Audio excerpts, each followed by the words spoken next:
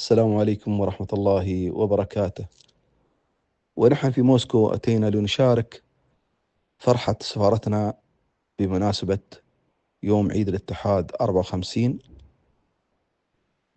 نرفع أسمى آيات التهاني إلى مقام صاحب السمو الشيخ محمد بن زايد رئيس الدولة حفظه الله ورعاه، وولي عهده الأمين، وشعب الإمارات الوفي. شاركنا في هذه المناسبة مع سفارتنا بكلمة من أصغر سفير للسلام العالمي، أحد الدارسين في روسيا، فاضل عبد الله النيادي، باللغة الروسية، وكان لها أثر كبير في الحضور.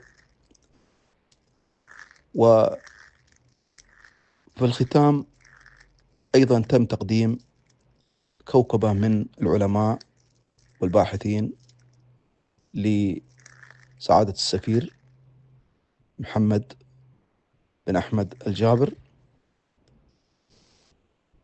وهذه المجموعات كانت تتقدم المجموعة لتشرف على برنامج السلام العالمي للشباب دكتورة نينا، وكذلك هي تشرف أيضا على برنامج السواعد الخضراء لنشر ثقافة البيئة.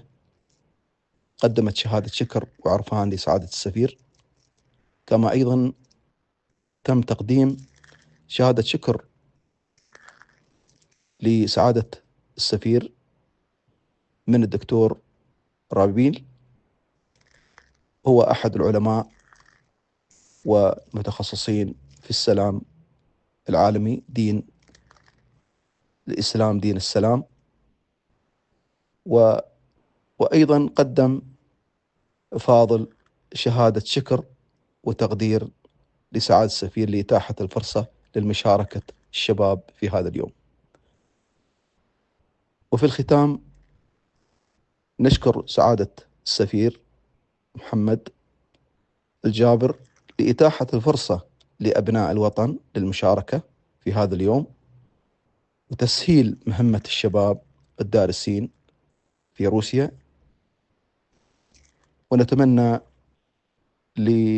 دائما التقدم والازدهار لدولتنا.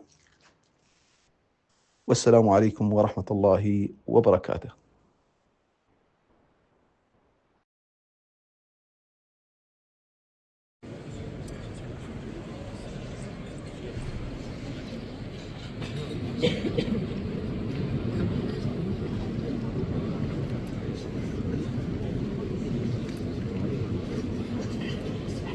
Здравствуйте, уважаемые дамы и господа, уважаемый посол Объединенных Арабских Эмиратов, братья и сестры, поздравляем вас с 54-й национальной годовщиной и желаем долгих лет жизни нашему лидеру, его высочеству шейху Мухаммад бин Заид, и его наследнику, его высочеству шейху Халиду бин Хамад бин Заид, а также верным народу в Дуае. Спасибо за внимание.